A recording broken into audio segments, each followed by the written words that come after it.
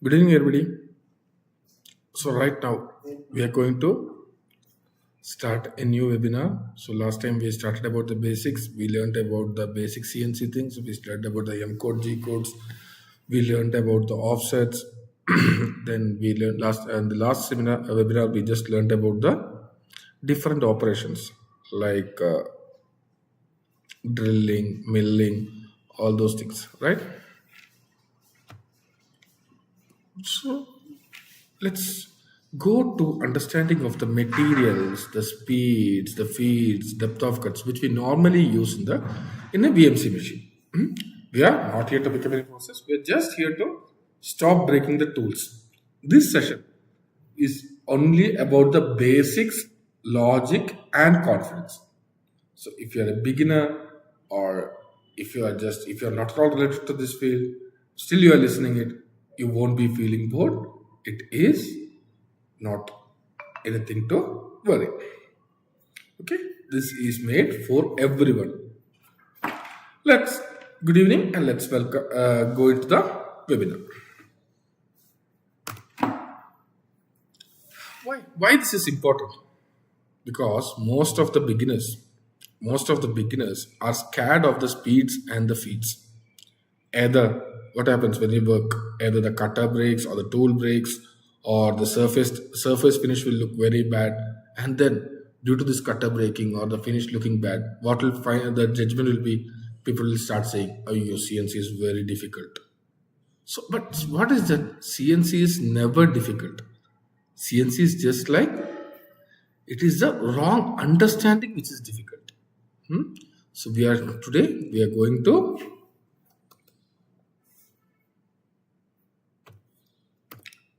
to remove the fear step by step. So what is machining? Already we have explained about it. What is machining? Machining is nothing but, it's nothing fancy. Machining is nothing but, it's simply forcing a material to leave the job.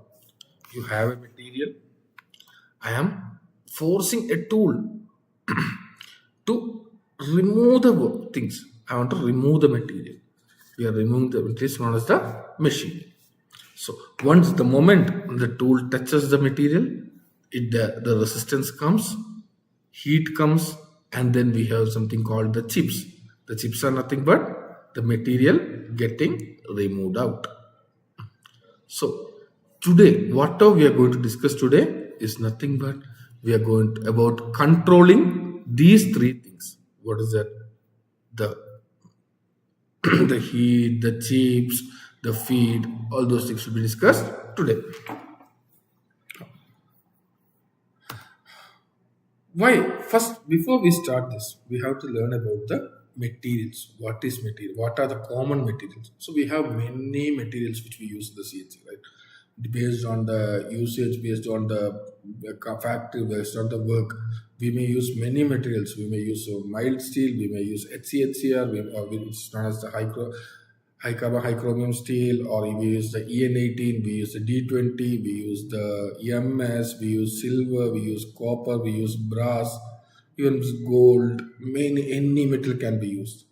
But before here, this is just a basic thing. We'll be taking only a few materials which we most commonly use. So before touching the RPM of what material, because before we set for machining, we have to set the RPM, which is known as the revolution per minute or rotation per minute. We have to set the feed, which we are going to learn what are those. And before we have to set that, we need to know what material are we going to use. Okay, same tool, same machine, same program, but material will be different. What will happen? Then the machine will behave entirely different. The finish will be different. The program may be same, but if the material changes, the finish also changes. So that's why we always call material is the boss. So first, why we have to consider material? Because we have to know how much heat will be generated, what will be the cutting force required, and what tool life we can get in a particular material. Now, common VMC materials. So, the materials commonly we use are, we'll take example of one is the mild steel.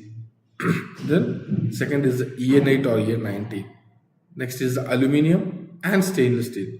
I told you we have multiple other materials also, but we are now dealing with only these 4 VMC materials.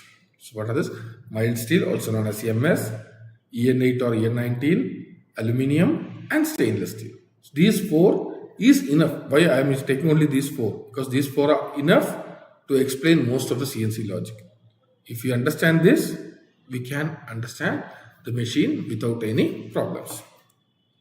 Now, coming to the mild steel. What is a mild steel?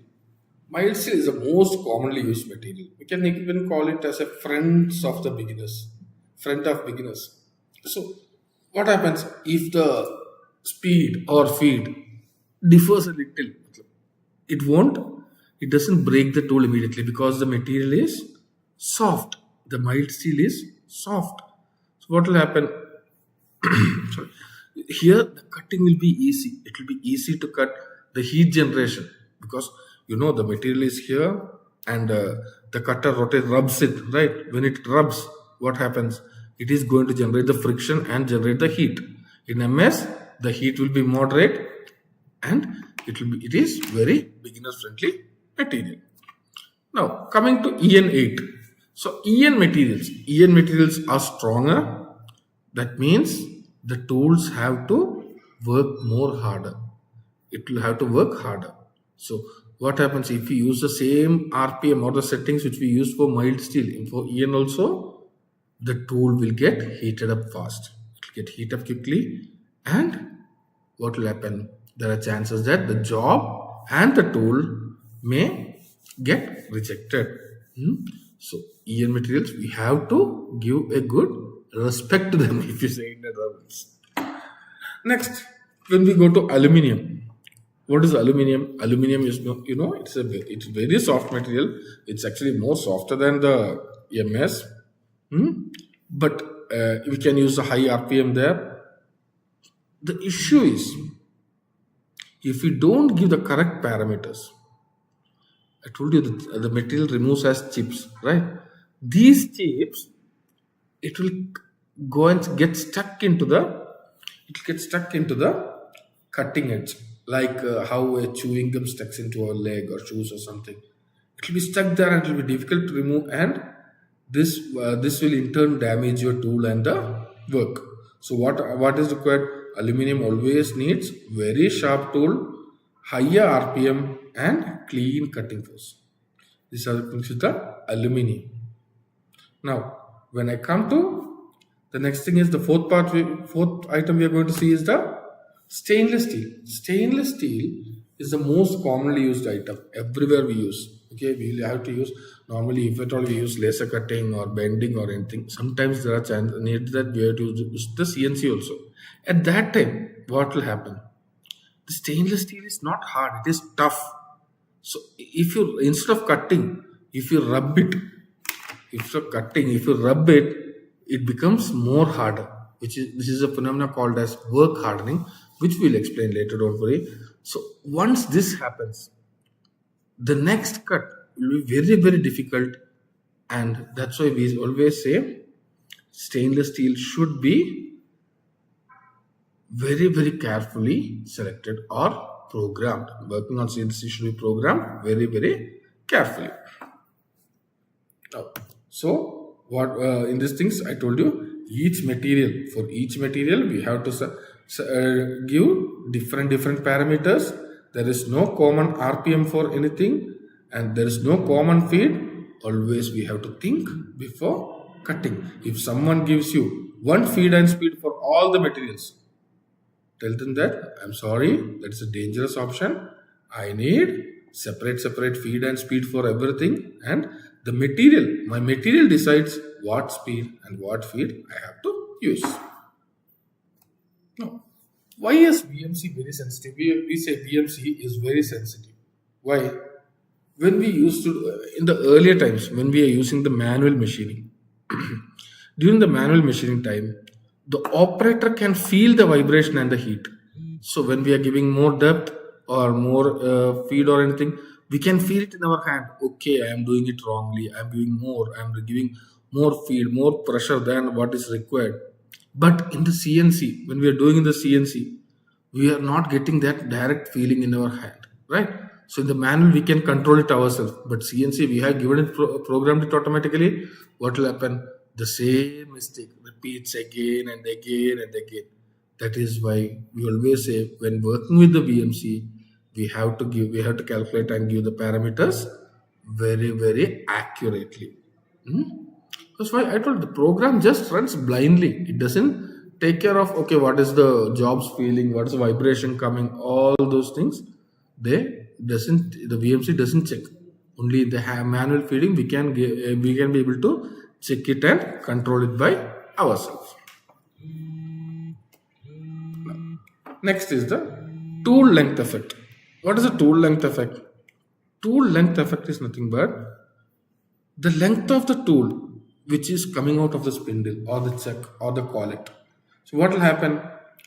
Many beginners, what they do is they blame the feed and the speed, but sometimes the issue for this wrong finish or everything is nothing but the length of the tool. Maybe you have to cut only, you have to go down only a 5 mm, but your tool will be of, you have given a tool overhanging of around 100 mm. What will happen? It is simply overhanging. So what will happen? If when the longer tool comes, there will be more vibration, there will be less stiffness, and the rigidity will reduce. Then that will make the tool life to reduce and give a bad finish. So always keep the tool when it comes out of the collet. The collet will be caught like this. The tool outside the collet, the length of the collet, it should be kept as short as possible, keeping in mind the job and the collet or chuck doesn't get affected or doesn't hit each other. So only keep the exact. If you have to go, for example, a 20 mm depth, keep it around 25 mm, 5 mm extra. That's enough, not more. For a 20 going a 20 mm depth, don't go for a 100 mm overhanging or anything.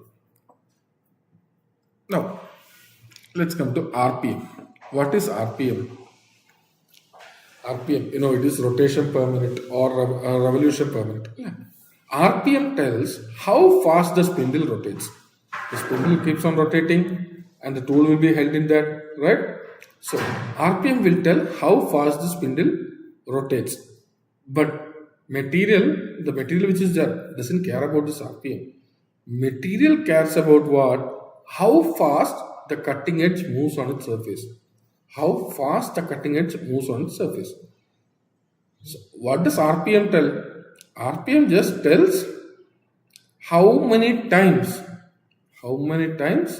the spindle has to rotate in a minute.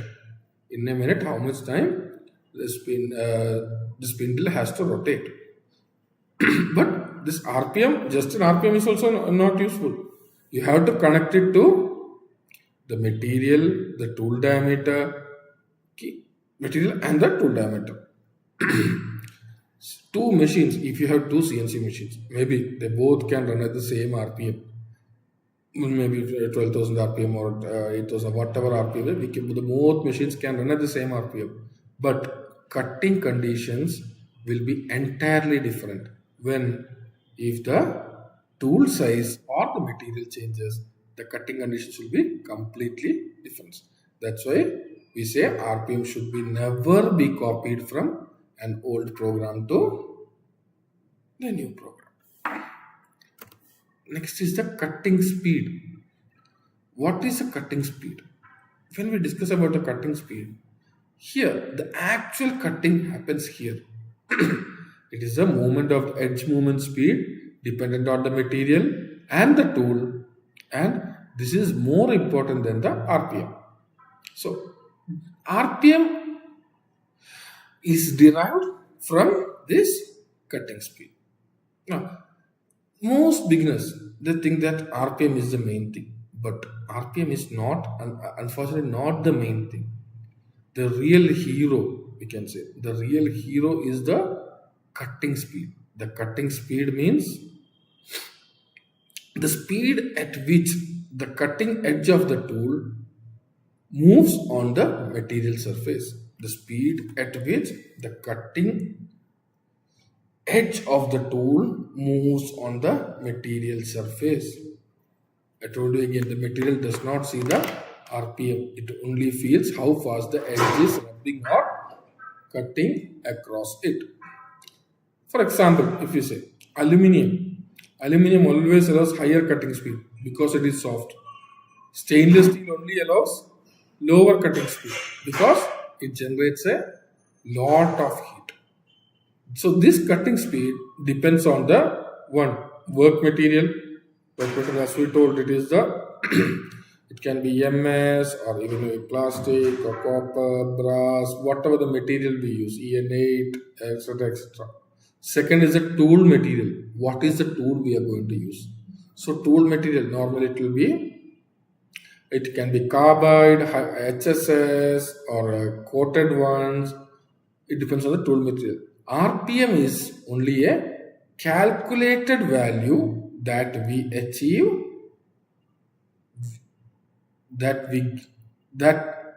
the required cutting speed. RPM is only a calculated value so that we can achieve the required cutting speed. So first, cutting speed is more important. Then comes the RPM. Okay.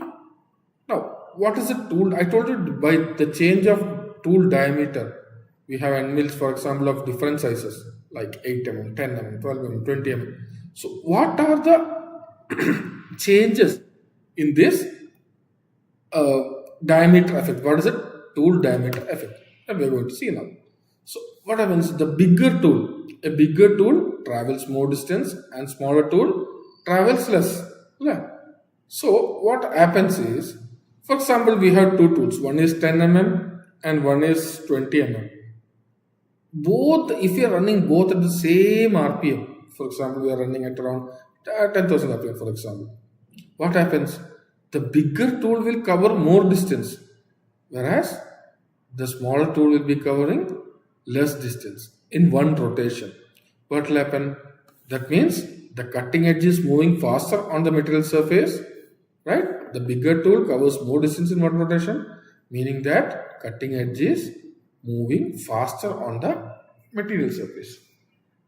More movement means it will create more friction, and more friction will create more heat.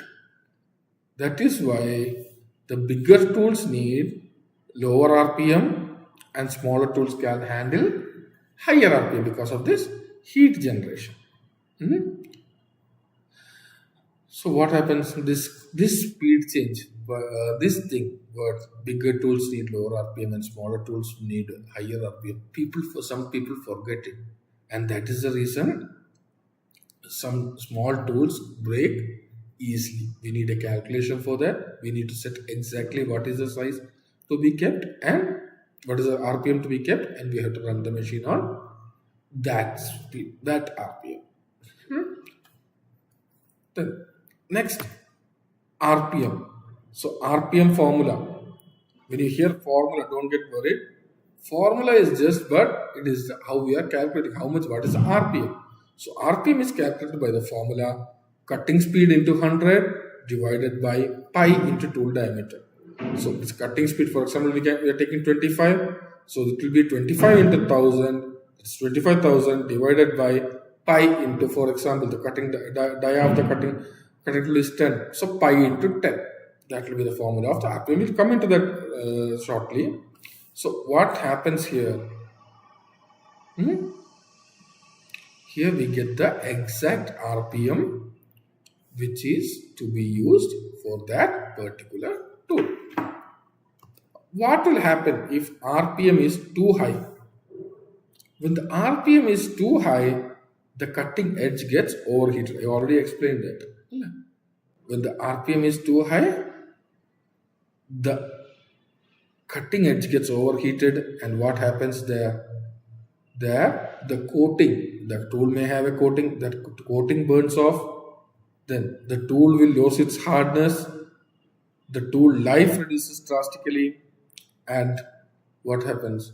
It will affect the life of the tool. Most people think that higher RPM, if I put in high RPM, I will get a faster production. Actually, what happens? Higher RPM means you have to change the tool more often, and it will you'll have it's contributing the faster tool replacement, thereby giving you a error. You will have to change the cutter. The time will be lost. That will be the problem. Now, what will happen if the RPM is too low? So, if the RPM is too low, the tool does not cut properly. What instead of cutting, what happens? See, the end mill has four, for example, 4-flute end mill will have 4 cutting tips. So, what will happen when it is going slow? It will just rub. Instead of cutting, it is just rub. And this rubbing, what will happen? It will cause more heat build up. The finish will be low. The tool will gradually start wearing more. And again, you have to replace the tool again and again. So what is that? We have found that too slow is also bad. Too fast is also bad. Now, what is the summary of this? RPM is simple. Material decides the cutting speed. Tool diameter decides the RPM, and the formula gives a starting point. Machine feedback helps to adjust. RPM is logic. It's not just a mental calculation. It is a logical calculation. Okay. Then next is the feed. What is the feed? Feed is nothing but feed moves the tool into the material, or feed decides how much work each tooth has to do. So what happens? Feed controls the load. This is why, since the feed controls the load, what happens is extremely important for tool life. Feed is the most important thing for the tool life. It decides what is the material removal rate, how much material has to be removed. The tool is moving from this point to this point at this much time. How much material has to be removed at that point? For example, how much millimeter per minute it has to cut, or how many millimeter per rotation it has to take. All these are calculated by the feed. Now let's go to the standard cutting speed. What is the standard cutting speed? So we have different type of materials. I told you we have mild steel, we have cast iron, we have aluminum, we have stainless steel. So you can take a screenshot of this, right? This is the normal cutting speed which we use. Normal. So mild steel will be taking the cutting speed for HSS and carbide. We have different thing. For if you're using HSS or high speed steel tool, we'll be using around 20 to 30, which normally will be taking 25. For cast iron in HSS, it will be 25 to 40. Aluminum will be 80 to 120. Stainless steel will be 15 to 20. And when coming to carbide, it will be, for mild steel, it will be 100 to 200. You can take, for example, 150 or something in calculation. Cast iron, it will be 80 to 150. Aluminum will be 200 to 400. And stainless steel will be 50 to 120. That is the standard cutting speeds which we normally use. Now, next is the feed per tooth. I told you this cutter, the tool may have multiple tools. We had learned about the last time when I took the class. I told you about the flutes. We have single flute cutters. We have double tooth cutters. We have 3-flute cutters. We have 4-tool cutters. Okay, we have multiple tool cutters also. So what will happen? Each tooth cuts separately. No, it's not that only one of the 4 tips cut. No, each tooth cuts independently. If feed per tooth is too small, the tooth will start rubbing instead of cutting. And if it is too large, it is getting overloaded. Correct, only if you give the correct feed per tooth, it will get a healthy chip and a stable cutting. Okay. Now what is the each tool cuts? Then it controls the chip thickness, and it is a major thing in the tool life. factor. Next is the feed formula. What is feed? Feed, I told you, it depends on the RPM and the number of teeth and the chip load. It is simple multiplication. What is feed? Feed is equal to RPM, which we got, into number of teeth into feed per tooth. What will happen then? You increase the RPM, the feed also gets increased. You increase the teeth, the feed increases. The feed per tooth decides the chip thickness. Now, what will happen if the feed is too low? So, some people think, okay, I will keep a very low feed. That will be safer. But what will happen? Low feed is slow damage. What is happening there? The tool rubs instead of cutting. The heat increases and the tool wears. Silently the tool will get wear. What will happen if it gets worn out like that? Once it gets worn out, the tool will slowly, it will reduce in size. The tool size will be reduced and you will start getting the wrong dimensions also. Now, what will happen if the feed is too high? So, what will happen if the feed is too high? Once the feed is too high, the issue is the tool is getting overloaded. See, I am trying to remove the material using my tool, and if I'm giving more feed, it's just getting more friction. It's like it's not able to control itself. It's getting overloaded. What will happen? The machine will become noisy, and the vibration starts.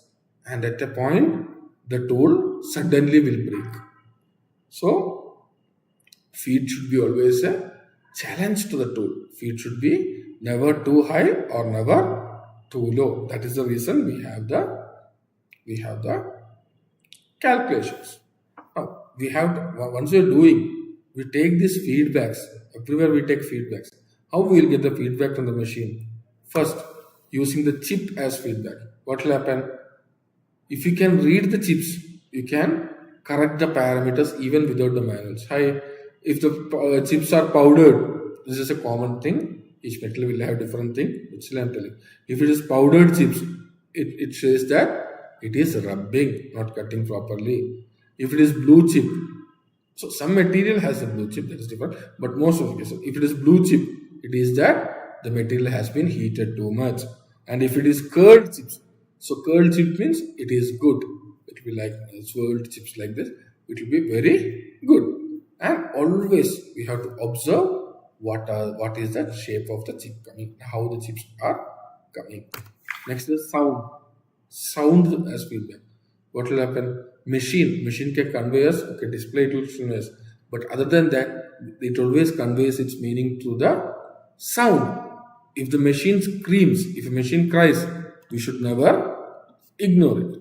So what's happening? If it is smooth sound, the cutting is happening normally. That means that it is good. The cutting is good. And if it is screeching, that means it is danger. If you hear any knocking sound like tuck, tuck, tuck, that means you have to stop immediately. So the sound, what we have to use, we have to always be careful when it is going to the first cut. You have to always listen carefully and see how the cut is going on, whether the parameters are correct. All those things has to be checked using the sound. Trust your ears there. Next is the depth of cut. What is the depth of cut? Depth of cut is nothing but how deep the tool has to go to remove the material. It decides how much force has to go into the tool and the machine. So higher depth, if you give higher depth of cut, it means that the machine is getting more load. And lower depth of cut means it is having less load. But lower depth also is bad. So depth of cut is the depth of the material removed in each cut. So it is the tool penetration against the workpiece. How much the tool has to go inside the material or into the material to remove the material. It's normally we measure it in mm. Okay. So what happens? It controls the cutting force, it affects the vibration, and it also affects the tool life. For example, if you are using a hard material and you give a 5 mm depth of cut, obviously the tool, whatever strong tool is, it is going to cut. So we'll give only a very less depth of cut for working. I'll go into the formulas. So cutting speed. What is cutting speed? Cutting speed is the speed at which the material removes from the workpiece. We already discussed about it, but we are still coming again. So cutting speed is a linear speed of the tool relative to the workpiece. It is measured in meter per minute or millimeter per minute. And this is the formula we always keep in mind. If it is for cutting speed or for RPM, anything, the same thing is the formula V equal to pi dn by 1000. V equal to pi dn by 1000. That means V, I told you, we take the cutting speed. For example, it is MS material and HSS cutter. We'll take, for example, 25. Then what is pi? Pi is, we know, pi is 3.14. Pi is 3.14. Then D is the diameter of the cutter and N is the RPM. So what we will do, we will cross multiply with, I told you, V equal to, we got is 25. Then pi is 3.14, dia is 10 and N will get the RPM. So this is the normal calculation for cutting speed. So cutting speed will be calculated with the use of RPM. Once you are given the RPM, you will get the cutting speed, or if you are given the cutting speed, you can get the RPM. Now, next is the spindle speed. What is spindle speed? Spindle speed is nothing but it is the speed at which the spindle rotates. It's measured in revolutions per minute, or someone call it rotations per minute, or RPM. So here also the formula is the same thing. It's just here and there. It is N equal to 1000 into V by pi D. So N is the spindle speed, 1000 is 1000 itself, V is the cutting speed, pi will be 3.14, it's 22.7 as we all know, and D will be the dia of cutter. So as per this, if you want to do a MS cutting, what will happen? When we do the MS cutting, for example, this cutting speed will be 25 into 1000, 1025 divided by pi. Pi is 3.14 into, for example, if we are using the 10 mm cutter. Okay. So we'll get that the spindle speed to be used there is the value. So we will just calculate that value.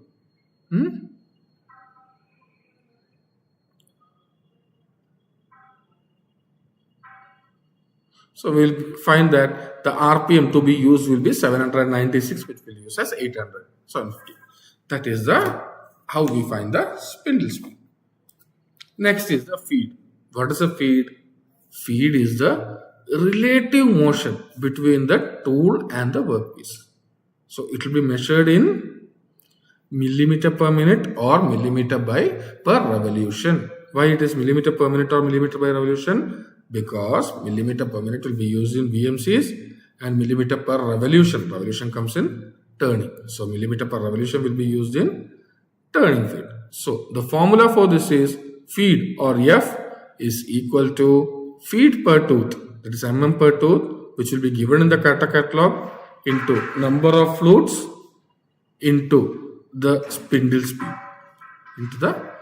speed. So cutting feed rate is equal to feed per tooth into number of flutes into the spindle speed.